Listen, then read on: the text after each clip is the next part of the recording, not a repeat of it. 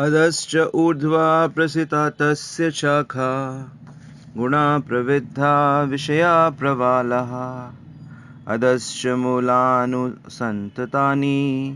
कर्मानुबंधानि मनुष्यलोके। तो आज भगवद गीता के 15वें अध्याय का दूसरा श्लोक है। और पिछले श्लोक में श्री कृष्ण ने संसार रूपी वृक्ष के मूल की यानी तने की और पत्तों की बात बताई थी, परंतु इसका आगे वर्णन नहीं किया। तो नेचुरली इसके आगे का क्या वर्णन है, अर्जुन ऐसा जानना चाहेगा। तो भगवान अब आगे का वर्णन कर रहे हैं और भगवान कहते हैं कि इस वृक्ष की शाखाएं ऊपर तथा नीचे फैली हुई हैं और प्रकृति के तीनों गुणों द्वारा पोषित हैं। इसकी टहनियाँ इंद्रिय विषय है और इस वृक्ष की जड़ें नीचे की ओर भी जाती हैं, जो मानव समाज के सकाम कर्मों से मनुष्य को बांध देती हैं। तो आइए थोड़ा इस पेड़ को और अच्छे से समझें। तो अधश्च ऊर्ध्वा प्रसिता तस्य शाखा गुणा प्रवृद्धा विषया प्रवाला। तो इसके अनुसार संसार रूपी वृक्ष की जो शाखाएं हैं वो ऊपर नीचे फैली हुई हैं और प्रकृति के गुणों द्वारा पोषित हैं। तो भगवान यही कह रहे हैं कि जो वृक्ष की शाखाएं हैं यह नीचे ऊपर सब जगह फैली हुई हैं। ऊपर तना है क्योंकि इसकी जड़ें बिल्कुल ऊपर है। तो ये जो तना है उसको कंपेयर कर सकते हैं ब्रह्मा जी से, ब्रह्मलोक से। और उसके बाद ब्रह्मा जी से ही सारी चीज़ें प्रकट होती हैं। तो तने से ही एक्चुअली में देखा जाए तो तना ही बेस है हर चीज़ का। तो ब्रह्मा जी सृष्टिकर्ता होने के साथ साथ उनकी जिम्मेदारी बनती है इस सृष्टि को संभालने की भी। जब कोई मुसीबत आती है, जैसे असुरों का अत्याचार बढ़ता है, तो सब ब्रह्मा जी के पास जाते हैं और फिर ब्रह्मा जी सबको लेके भगवान विष्णु के पास जाते हैं। तो उसी प्रकार श्री कृष्ण कह रहे हैं कि जिस प्रकार वृक्ष का मूल सबसे ऊपर है और उसके नीचे तना है, उसी प्रकार तने के नीचे इस वृक्ष की अनेक शाखाएं हैं। तो निचले भाग में कई कई योनियां हैं। मनुष्य, पशु, घोड़े, गाय, कुत्ते, बिल्लियां बहुत से हैं और ये सभी वृक्ष की शाखाएं के निचले भाग में हैं।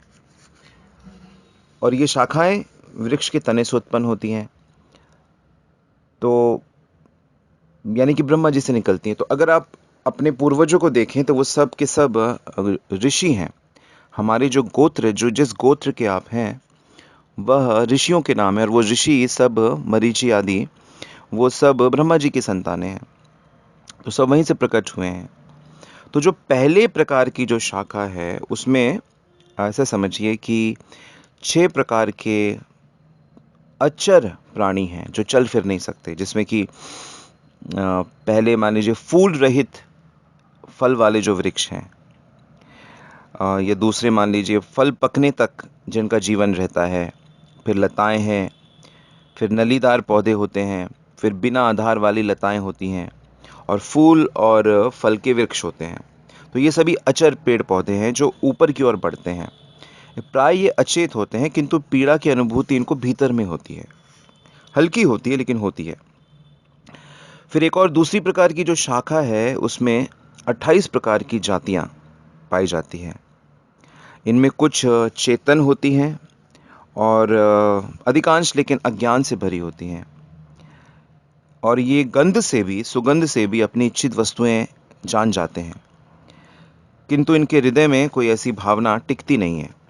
जैसे कि गाय है, बकरी है, भैंस है, बारहसिंगा है, सूकर है, नीलगाय है, हिरन, मेंढक है, ऊंट है, घोड़ा, खच्चर, गधा, सफेद हिरन, शरभ, चंवरी गाय, कुत्ता, सियार, बाघ, लोमड़ी, बिल्ली, खरगोश, स्याही, सिंह, बंदर, हाथी, कछुआ, मगरमच्छ और गोह। तो ये एक शाखा है। फिर एक तीसरी शाखा है जिसमें अनेक प्रकार के पक्षी हैं, जैसे कि कंक, गीद, बगुला, बाज, भास, भल्लुक, मोर, हंस, सारस, चक्रवाह, कौवा, उल्लू आदि आदि बहुत से हैं। फिर चौथी शाखा है जिसमें मनुष्य योनि है और मनुष्य जाति में रजोगुण की प्रधानता होती है, ये आप जानते ही हो। इसलिए लोग दुखी जीवन में सदैव व्यस्त रहते हैं, किंतु ये लोग अपने आप को सभी प्रकार से सुखी मानते हैं। और इस वृक्ष की शाखाएं ऊपर की ओर भी फैली हुई हैं। तो जो ऊपर की ओर फैली शाखाएं हैं उसमें उच्च योनियां हैं, जैसे कि देव, गंधर्व। कुल मिला के 8 शाखाएं हैं उसमें ऊपर की ओर जो जा रही हैं। इसमें से पहली मान लीजिए देवता है, दूसरी पितर है, तीसरी असुर है, चौथी गंधर्व और अप्सराएं हैं, पांचवी शाखा यक्ष और राक्षस हैं, छठी शाखा में सिद्ध, चारण और विद्याधर हैं, सातवीं में भूत, प्रेत और पिशाच हैं, और आठवीं शाखा किन्नरों की है। तो ये सभी प्राणी ब्रह्मा जी के द्वारा उत्पन्न होते हैं। तो भगवान ये बता रहे हैं कि जो शाखाएं हैं, इनमें प्रकृति के जो सत्व, रजस और तमस हैं, उन गुण के जल से ये बढ़ती हैं।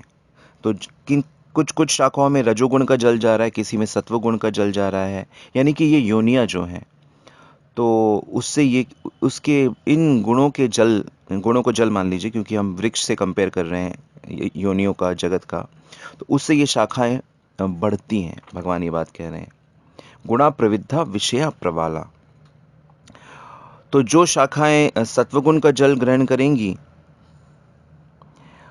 और कुछ रजोगुण का करेंगी, कुछ तमोगुण का करेंगी। अब जिन शाखाओं में सत्वगुण का जल ग्रहण करेंगी, उनमें विवेक और बुद्धि का प्रकाश रहेगा, उनमें धारणा शक्ति रहेगी, उनमें उन शाखाओं के जो पत्ते हैं वो वैदिक मंत्र की ध्वनि उत्पन्न करेंगे।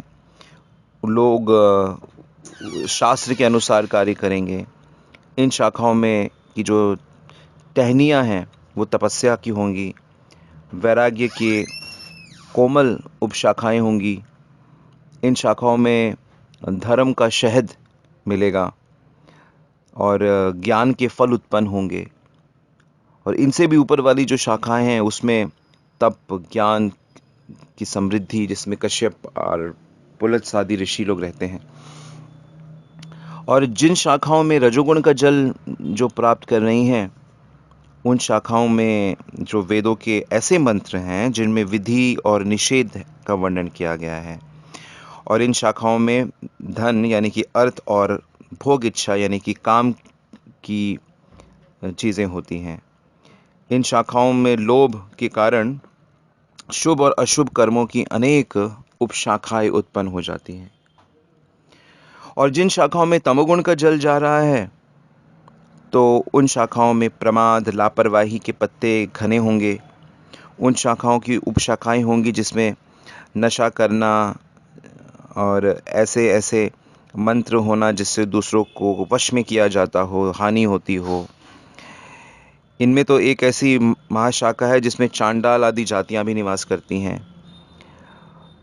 तो तमोगुण से मोहित और कर्मों से भ्रष्ट ऐसी शाखाएं नरक रूपी फल का उत्पन्न करती हैं।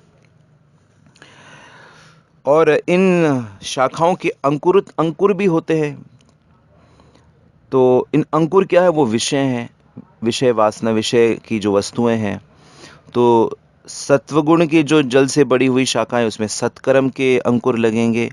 रजोगुण में नाशवान भोगों के अंकुर लगेंगे और तमोगुण में जड़ता के विषय के अंकुर लगेंगे। और ये सब इस प्रकार बढ़ते जाते हैं।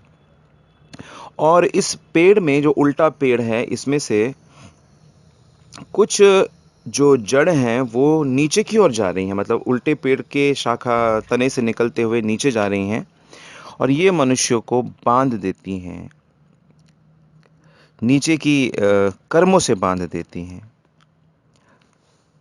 जनरली तो जड़ें नीचे रहती हैं, लेकिन इस पेड़ की जड़ें वास्तव में तो ऊपर हैं भगवान कृष्ण के उधर, लेकिन फिर यहाँ से कुछ नीचे आ रही हैं जड़ें, जो मनुष्य को कर्मों से बुरी तरीके से बांध देती हैं।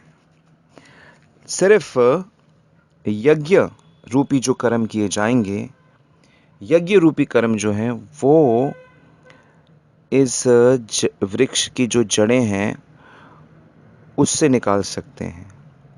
गीता में कृष्ण ने कहा, यज्ञत्र कर्मणा नेत्र लोकोयम कर्म बंधना, कि जो यज्ञ रूप से कर्म किए जाएंगे वही बाहर निकालेंगे हमें इस वृक्ष से। और यज्ञ क्या होता है? यज्ञ मतलब भगवान की प्रसन्नता के लिए काम करना। हमारे कर्मों से Krishna should be satisfied. Krishna या कृष्ण के भक्त यानी कृष्ण के जो गुरु हैं वो सेटिस्फाई होने चाहिए। अखंडी गुरु नहीं, बोनाफाइड गुरु, परंपरा से गुरु। तो ये जो परंपरा है, जो ब्रह्मा जी से 4 परंपराएं हैं, ब्रह्मा जी से एक परंपरा है, शिव जी से रुद्र परंपरा, 4 कुमारों से कुमार परंपरा और लक्ष्मी जी से श्री संप्रदाय। तो ये 4 परंपराओं में जो आध्यात्मिकता का पालन किया जाता है उनसे जुड़ना आवश्यक है, क्योंकि वहाँ पे राइट नॉलेज, ऐसा पद्म पुराण और ऐसे शास्त्र कहते हैं। तो श्री कृष्ण को प्रसन्न करना है तब वो बंधन उत्पन्न नहीं करेंगे। रजोगुण में व्यक्ति कर्मों से बनता है और कर्म से ही मनुष्य का जन्म होता है, कर्म से ही उसकी मृत्यु होती है, सुख दुख भय सब कुछ उसी से प्राप्त होता है। तो जो पूरी प्रकृति है वो इस प्रकार नियमों से, डिजायर से और कर्मों से चलती है। मनुष्य को उसके पीछे कर्मों का फल इस समय प्राप्त हो रहा है। आपने जैसे जैसे कर्म पहले किए हैं उसका फल अभी आप भोग रहे हो। उस प्रकार का घर, उस प्रकार के लोग, उस प्रकार की चीज़ें आपको उपलब्ध हैं। लेकिन इनसे तो आप बंधे हुए हो, लेकिन फिर भी आप नया कर्म कर सकते हो, नए डिज़ायर्स कर सकते हो कि मुझे कृष्ण को प्राप्त करना है, कृष्ण की सेवा करनी है। तो इस प्रकार डिज़ायर करोगे, इस प्रकार गुरु की शरण में रहोगे, आध्यात्मिक क्रियाएं करोगे, चैंटिंग करोगे, केवल प्रसाद ग्रहण करोगे, यानी कि जो साधन भक्ति का जो नियम श्री चैतन्य महाप्रभु ने हमें दिया है, यदि उसका पालन करोगे और अच्छे से उसको समझ लोगे तो ये आपके आगे का भविष्य निर्णय करेगा। और इस प्रकार ये स्वतंत्र इच्छा का लाभ उठा के आप स्पिरिचुअल वर्ल्ड, स्पिरिचुअल जगत में पहुंच जाएंगे और नित्य आनंद में रह सकते हैं। तो आई होप आपको ये वृक्ष थोड़ा और समझ में आया। इसकी चर्चा भी आगे होती रहेगी। तो शुभकामना के साथ आज यहीं रुकते हैं। हरे कृष्णा।